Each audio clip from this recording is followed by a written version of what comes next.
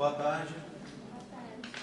Dia 5 de novembro de 2018, aula de Biologia Geral, para as turmas 12A e 20A da Biologia.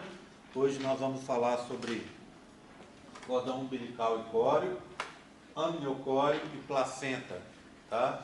Vou começar então falando um pouco sobre o cordão umbilical.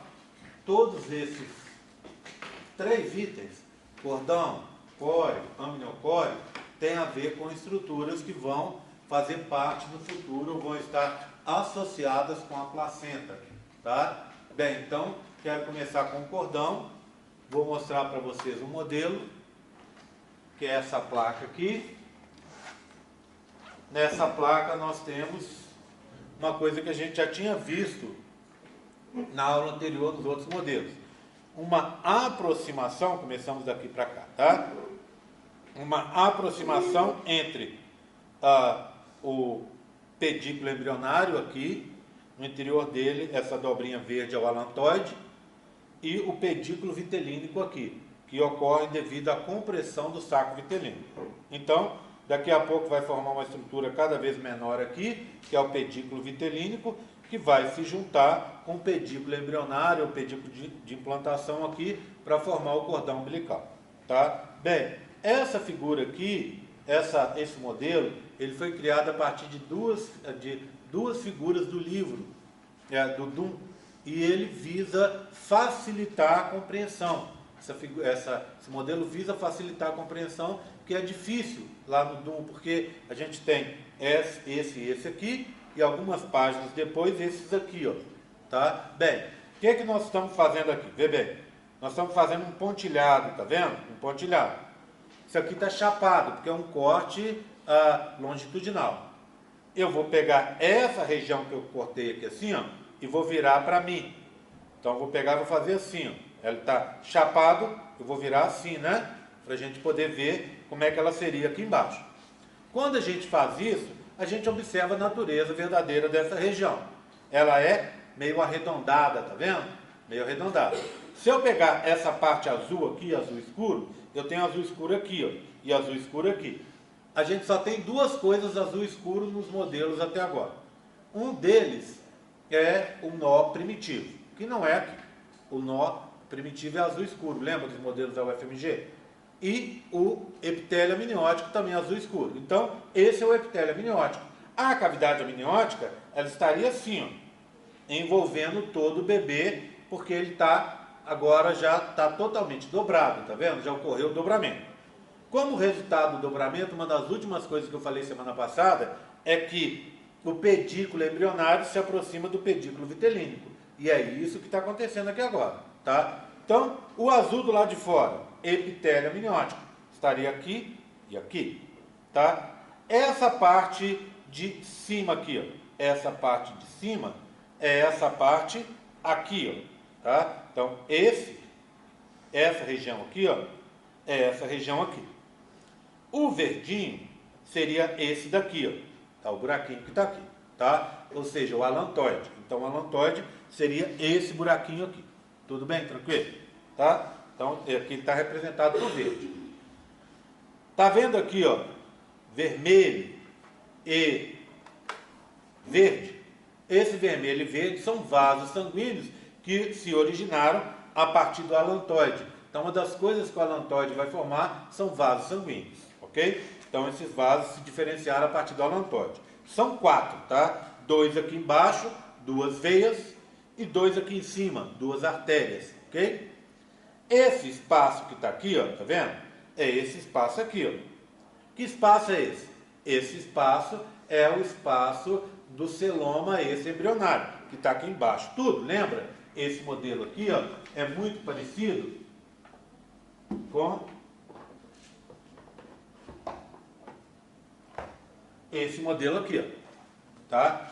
Eles estão na mesma época e tal. Então, olha aqui, ó, um corte aqui. Se eu pegar isso aqui e cortar mais para dentro, e eu vou ver uma estrutura assim, se eu tiver interessado em só pegar a parte do embrião, tá vendo? Então, aqui, ó, olha lá, envolvendo ele, o epitélio amniótico, o âmio. Então, tá aqui o epitélio, ó, certo? Eu vejo aqui. Essa parte de fora, olha o saco vitelino aqui, ó, tá vendo? Do lado de fora do saco vitelino, o que eu tenho do lado de fora do saco vitelino? Celoma extraembrionário. Então tudo aqui, ó, é celoma extraembrionário. Do lado de fora do âmnio é celoma extraembrionário. Aqui embaixo, celoma extraembrionário, envolvendo o saco vitelino, ó, conforme eu estou vendo aqui. Tudo bem, tranquilo? Tá? Então, esse espaço e esse, e que a gente, quando olha, a gente vê que é um espaço meio circular, tá vendo? Esse espaço é do celoma extraembrionário, tá? E esse tubo que está aqui, ó, tá vendo? É um corte circular, é um tubo. Esse tubo é esse daqui, ó, que é o quê? O pedículo vitelínico, tá aqui, ó, tá? Também com vasos sanguíneos. Vocês lembram que quando a gente olhou naqueles modelos do dobramento, o saco vitelino estava cheio daquelas linhas rosas? Aquelas linhas rosas era para indicar o surgimento dos primeiros vasos sanguíneos no saco vitelino. Então, os vasos estão aqui, ó, indicados também de vermelho escuro e de verde, para indicar vermelho as veias e verde as artérias. Então, aqui eu tenho artérias e veias. Tudo bem, tranquilo? Entenderam então essa disposição e essa aqui? Tá? Agora eu vou passar, isso aqui é um feto, tá? Ele deve estar com em torno de 4, 5 semanas. Do lado, é um embrião, desculpa. Do lado de cá um feto, já com mais de 10 semanas, esse carinha aqui, tá vendo? A perninha já está formada, o bracinho está formado, não está aparecendo, já tem uma carinha humana, tá vendo? Olha, uma estrutura humana, né? Bem, lá dentro eu olho, o sistema digestório já está bem desenvolvido, né? Aqui está formando o fígado, eu estou com o estômago sendo formado aqui, já está bem formado. Então, ele está em torno de 10, 11 semanas esse daqui. E esse aqui, em torno de 4, 5 semanas. Então, a diferença já é grande. Nessa etapa do desenvolvimento, a diferença é grande. Muitas alterações acontecem. Então, vamos olhar o que eu tenho aqui. Eu tive uma aproximação, tá vendo? Desse com esse de cá, ó. Eles se aproximaram. O saco vitelino, igual a gente viu no desenho, no modelo da dobramento embrionário, ele vai desaparecendo. Então, ó, só tem um restinho dele aqui, ó. Uma parte dele, a parte do teto, ficou dentro do embrião, que é essa aqui, ó, verde, que está aqui, ó, que formou então o tubo digestório, está aqui. Então, o teto do saco vitelino é o endoderma embrionário, aqui representado por verde, ficou dentro do embrião. Tudo bem? O meio dele estaria aqui, ó, o pedículo vitelino, tá? A gente vê o final aqui assim. E essa parte de baixo é aquela bolinha que eu contei para vocês que vai desaparecer. Tudo bem? Se eu fizer um corte de novo apontilhado, o que eu vejo? De novo, do lado de fora, azul e azul, ó. Ele é um arredondado com azul, tá? O que eu tenho lá dentro? Olha, eu tenho os vasos que estavam aqui, que estavam vindo da onde? Do alantoide, não é? O alantoide está aqui. A cavidade do alantoide, que estava aqui, ó, aqui embaixo ela sumiu. Ele só está aqui em cima, ó. Então aqui embaixo ela já não existe mais, tá? Então eu não tenho mais o buraquinho no meio, desapareceu. Os dois vasos daqui de baixo, que eram duas veias, viraram um só. Virou uma veia só. E as duas artérias estão mantidas. O que aconteceu aqui? Esse espaço do celoma extraembrionário diminui. Por quê? Porque está apertando tudo aqui, ó. Ainda tem espaço? Aqui é celoma extraembrionário? Mas tem. O espaço diminuiu bastante. E os vasos sanguíneos e mais a cavidade diminuíram. Olha a cavidade como está pequenininha. E os vasos sanguíneos como se aproximaram um dos outros. Tá certo? Tudo bem? Então, mantivemos a estrutura. Agora, eu não tenho um bebê aqui, mas um feto perto do nascimento, que a gente chama feto a termo, ele estaria com uma estrutura assim, ó. O que eu tenho nessa estrutura? 2 olhinhos e uma boquinha, não é isso? Parece um emoticon, tá vendo? Na realidade, 2 artérias que vêm daqui e a veia que está aqui, ó. Ou seja, todos aqueles vasos sanguíneos que estavam vindo do pedículo, que era o pedículo vitelínico, lembra? A parte de baixo era essa, a parte de baixo era essa, eles aqui, ó, desapareceram. Não tem mais. O espaço também sumiu. Então, o pedículo vitelínico está contribuindo só para formar o tecido conjuntivo daqui, tá? Os vasos, que são definitivos, porque eles vão ficar até o final, até o nascimento, Os vasos definitivos do cordão umbilical são formados pelo alantoide, não é? Esses dois não vieram desses dois que estavam aqui? Esse aqui não veio daqui, que veio da união desses dois de cá? E isso aqui não é o alantoide que eu contei para vocês que estava formando os vasos? Então, os vasos definitivos do cordão umbilical vieram do alantoide. Entenderam, então, como o processo foi se modificando? Tá? Por que eu não tenho mais esse espaço? Porque daqui a pouco a gente vai aprender, vocês já viram no vídeo, com 3 meses o celoma, esse embrionário, desaparece. Então, aqui eu já não tenho mais aquele espaço do lado de fora. Ok? Tudo bem? Tranquilo? Bem, cordão umbilical. O que é o tal do cordão umbilical? Cordão umbilical é o elo, tá? Entre a mãe e o bebê. Tá? É aquela estrutura que vai fazer com que a mãe possa se comunicar com o bebê. Para transferência de substâncias da mãe para o bebê e do bebê para a mãe. O que o bebê leva para a mãe? Excretas nitrogenadas, CO2, moléculas também para comunicar para a mãe. Por exemplo, ele libera um monte de citocinas para que a mãe possa proteger aquele bebê e não atacá-lo, como o corpo estranho que na verdade ele é. Lembra que metade dos cromossomos dele vem do pai? Então, para a mãe ele é um corpo estranho. Então, essas citocinas vão acalmar o sistema imune da mãe e ele libera isso para a mãe. Por outro lado, a mãe libera para o bebê oxigênio, glicose, aminoácidos, etc, etc, etc. Tudo que o bebê precisa para se manter. Tá? E quem vai fazer esse transporte, essa comunicação? É o cordão umbilical. Tá? Perto do nascimento, ele vai ter em torno de 50 centímetros por 2 centímetros assim. Certo? Então ele vai ficar, no começo a gente vê que ele é bem grande, depois ele vai ficando menor, porque o bebê cresce e ele não vai acompanhar esse crescimento do jeito de forma equivalente. Tá? Bem, dentro desse cordão umbilical, a gente tem um tecido conjuntivo, que quando a gente estuda lá na histologia, o professor ou professora vai falar para vocês que é o chamado geleia de Wartung, em homenagem a esse pesquisador aqui, o Thomas Wartung. Esse Thomas Wartung descobriu esse tecido conjuntivo, que é um tecido conjuntivo diferente. Por quê? Porque ele não tem abundância de células, ele não tem abundância de fibras, e sim uma abundância de matriz extracelular. Então ele é bem molinho, tá? Provavelmente para facilitar a movimentação do bebê ali dentro e para facilitar o transporte. Só que o fato dele ser molinho para facilitar o transporte põe o bebê em risco. Se esse bebê, por exemplo, enrola, dá um nó, já que ele tem 50 centímetros, é grande, né? O cordão é grande, o bebê pode se enrolar nesse próprio cordão.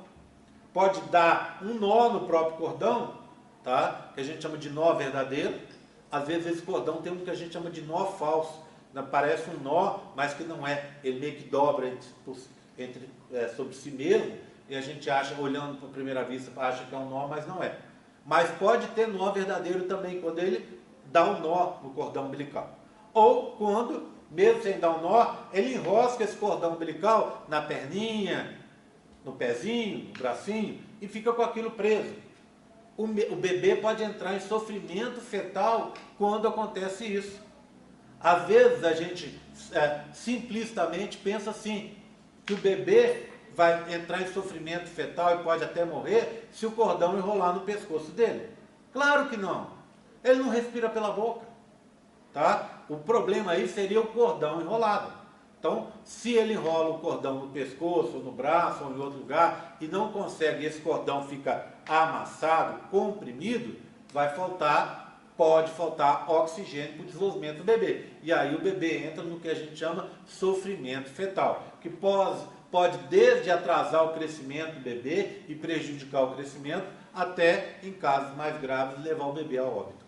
Tudo bem? Tranquilo? Tá? Então, esse é o cordão umbilical. Quando a gente pegar o cordão umbilical, a gente precisa lembrar que quando a gente estiver pegando, na parte de fora do cordão umbilical é sempre epitélio amniótico, não é? A gente viu isso, que envolvendo o cordão é o epitélio amniótico, como consequência do processo de dobramento que vocês viram. Então, na hora que você pegar no cordão aqui, você está pegando no epitélio amniótico, tá? Tudo bem? Outra coisa importante, última sobre o cordão umbilical. Quando ele vai se formar, aqui em cima, ó, você tem o quê? Dentro do bebê, a formação do tubo digestório, que vai ficar enorme. A gente tem um tubo digestório de 6 metros em média, dentro da nossa barriga. Então, o que acontece? Esse tubo, ele vai ter que crescer, se desenvolver, se diferenciar, ter todas essas dobrinhas e tal. E isso vai fazer, para isso acontecer, você precisa de espaço. E quando o bebê é pequeno, está pequenininho ainda, o espaço é insuficiente na barriga dele. Mesmo ele ficando bem barrigudinho, o espaço necessário para que esse tubo digestório se forme é pequeno. Então, o que acontece com esse sistema digestório? Invade a base do cordão umbilical, como vocês estão vendo aqui. Dá o que a gente chama hérnia umbilical fisiológica. Por que fisiológica?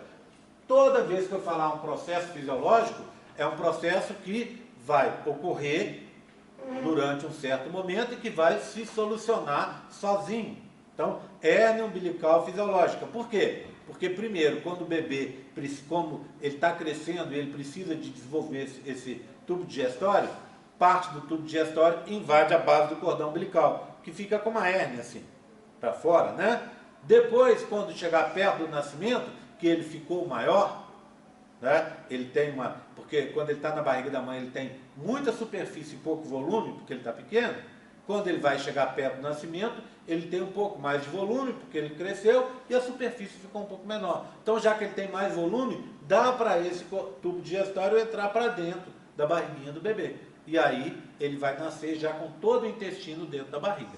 Tudo bem? É o que a gente chama de hérnia umbilical fisiológica, tá? Olha a figura aí que a gente acabou de ver no modelo. Tá vendo? E esse aqui é a hérnia que eu contei para vocês, ó. Olha lá, ó. Tá vendo? O tubo digestório de desenvolvimento, ele avança para dentro do cordão umbilical. E, se tudo correr bem, ele vai desaparecer, essa hérnia desaparece um pouco antes do nascimento. Tranquilo? Essa é outra figurinha, olha lá. Tá? Bem, cordão umbilical é isso. Alguma dúvida? Naquilo que vocês assistiram lá, tem alguma dúvida? Posso ajudar alguma coisa? Tá tranquilo? Oi. Pode acontecer dela não sair, dela não voltar, e pode acontecer de parte dela ficar ali. Aí a criança nasce com aquela hérnia umbilical, que pode resolver ao longo aí do primeiro ano de vida. Pode acontecer dele voltar, normal, tá? Porque quando ele está com o recém-nascido, ele tem esses músculos ainda desenvolvendo. Então, por um lado e por outro, pode acontecer dele criar a hérnia nesse período. E da hérnia que ele tem, ela retornar ao normal.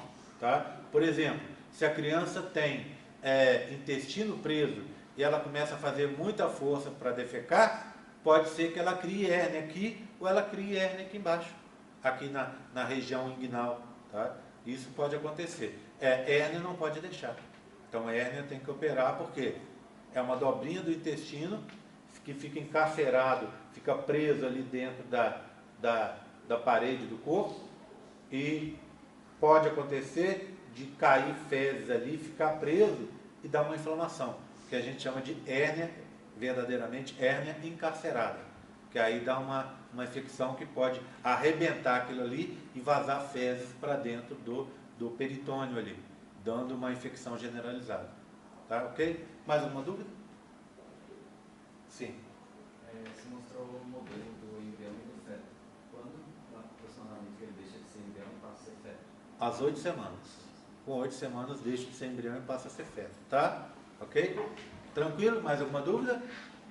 Bem, então vamos falar de uma outra coisa agora, que é o tal do amniocório. Presta atenção.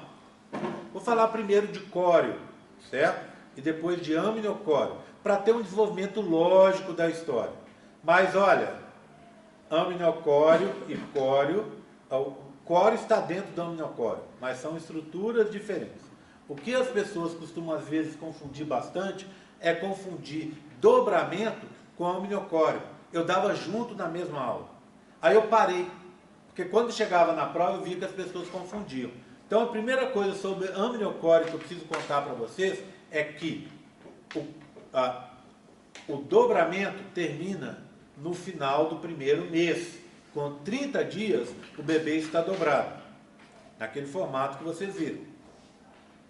O amniocório, essa membrana amniocorial ou amniocório, se forma com 3 meses, ou seja, 2 meses depois. Então presta atenção, tá? Então são processos que não estão relacionados, tá bom? Tá? Bem, eu quero começar falando sobre amniocório e sobre cório, mostrando para vocês então essa estrutura aqui, tá? Bem, deixa eu até pegar um modelo ali atrás, que eu acho que vai facilitar um pouco mais. Fica mais fácil eu tentar mostrar do que eu tentar explicar para vocês, tá? Vou pegar qualquer um aqui, ó. Pronto. Esse aqui é até bom, ó. Esse aqui já tem mais coisa. Olha aqui, gente. Lembra disso aqui? Desses modelos que a gente viu? Tá? Então, olha aqui, ó.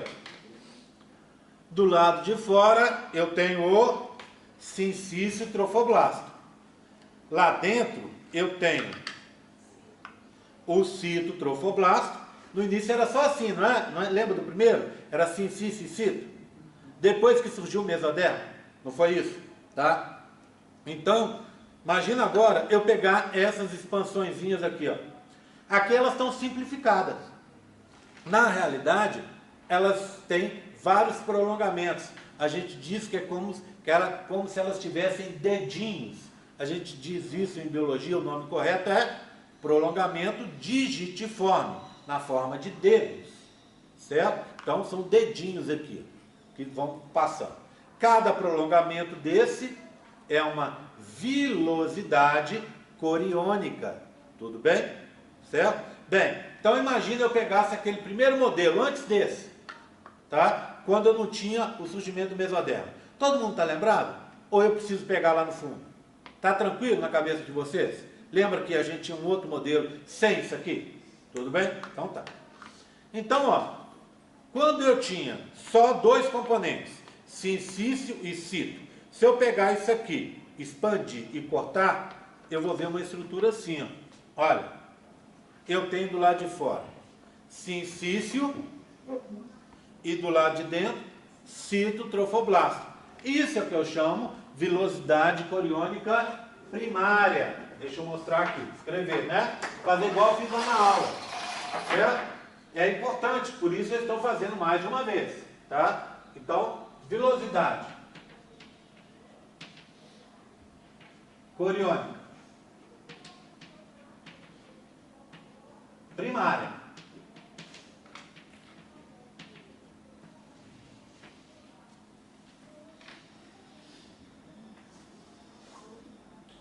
Sincício,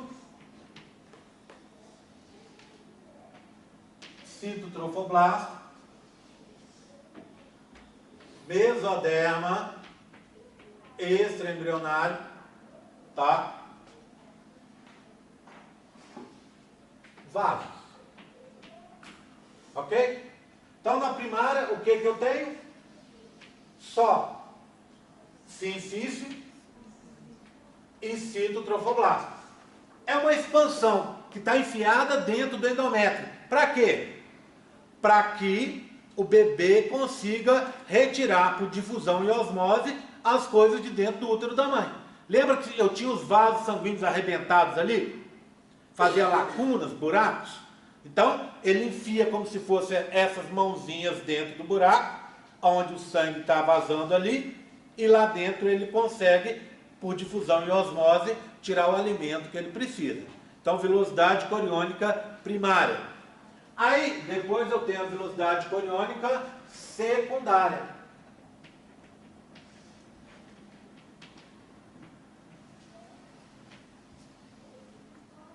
Nela vai ser acrescido mais um elemento. Além do sincício e do citotrofoblasto, eu vou ter o mesoderma extraembrionário. Tá? Nesse caso aqui, gente, vamos esquecer aquela história de folheto externo e interno, tá? Por quê? Porque na hora que formar o amniocore, deixa de existir o tal do folheto interno e externo, tá bom? Tudo bem? Então, secundária é assim. Terciária. A terciária. Na terciária, foi acrescido mais um elemento. Além do sincício, do citotrofoblasto e do mesoderma, apareceram vasos sanguíneos. Então, ó, essa é uma velocidade, um corte dali, né? Eu cortei e descasquei, ó. Retirei as partes para a gente poder ver, tá bom? Então, imagina, esse laranja cobria. Por baixo dele vinha o roxo. O laranja é o quê? Sincício. Por baixo, aí eu recortei lá embaixo. Por baixo dele vinha o citotrofoblasto, eu recortei. Por baixo dele veio agora o mesoderma extraembrionário. Por dentro, lá no cerne. Então, 3 componentes. Se tem 3 componentes, lembra, 3 componentes é secundário, 2 componentes é primário. Então, ó, velocidade coriônica primária, velocidade coriônica secundária. Bem, aí apareceram vasos sanguíneos, olha lá, ó. Então eu tenho sincício, cito, mesoderma e vasos. Esses vasos surgem ao longo da terceira semana. Olha só. 7, 14, entre o final da segunda e o início da terceira semana, já surgem os primeiros vasos sanguíneos. Alguém tem ideia por quê? Porque o embrião está crescendo muito rápido. E agora, para que as coisas funcionem, para que cheguem nutrientes em todas as partes dele, é necessário a presença desses vasos sanguíneos. Então, eles vão surgir aí entre o final da segunda semana e o início da terceira. Na terceira semana já estão todos os vasos sanguíneos, que vão, óbvio, sofrer modificações ao longo da vida do bebê, mas eles já estão formados, fazendo uma circulação funcional no interior do bebê. Então, surgiram os vasos sanguíneos. Vilosidade coriônica terciária. Agora, eu queria introduzir a palavra, o termo a termo, vamos dizer assim, tá? O que quer dizer esse termo? A termo, em biologia, em embriologia, quer dizer do bebê que está nascendo, que está próximo de nascer. Lembra da história do bebê que nasce fora do tempo, que a gente chama de, corretamente a gente deveria chamar de bebê prematuro? Esse bebê que nasceu fora do tempo e que é prematuro, a gente diria assim, é um bebê que não nasceu a termo. Ok? O bebê que nasce a termo é o bebê que popularmente o pessoal diz assim, nasceu no tempo correto. Né? Ou o bebê que não é prematuro. Então, o bebê que nasce com 38 semanas e meia é um bebê a termo. E a gente pega essa denominação para dizer de tudo que está ocorrendo ali perto do nascimento. Então, a velocidade coriônica perto do nascimento, a gente diz que é uma velocidade coriônica a termo. Ok? O que vai acontecer então com essa velocidade coriônica perto do nascimento, quando ela se chama a termo? Algumas coisas. Primeiro, o sincício trofoblasto fica mais fino, mais delicado. O citotrofoblasto some. Tá? O mesoderma extraembrionário, ok, está lá. Tá? Os vasos sanguíneos ficam maiores e mais periféricos. Eu contei uma coisa aqui, periféricos, tá? Que não é totalmente verdade. Na realidade, o citotrofoblasto vai virar o manto citotrofoblástico. Que é o quê? Que é uma cobertura externa que vai servir para ancorar o bebê dentro do corpo da mãe. Então, bebê, vamos pegar para esse aqui que a gente consegue ver. Olha aqui. Ela foi crescendo a velocidade, tá vendo? Olha, primeiro o mesoderma. Está aqui, ó. Mesoderma está aqui e está aqui. Tudo bem? Mesoderma, tranquilo. Está ali. Esse. Tá? Pronto. Cadê o citotrofoblasto? Ele está aqui de roxo, tá vendo? Está aqui? Não. O cito desapareceu. Tudo bem? Mas ele foi substituído por essas expansõezinhas que ficaram do lado de fora, tá vendo? Olha, essas expansõezinhas do lado de fora é o que a gente chama manto citotrofoblástico. Por que manto? Porque cobre.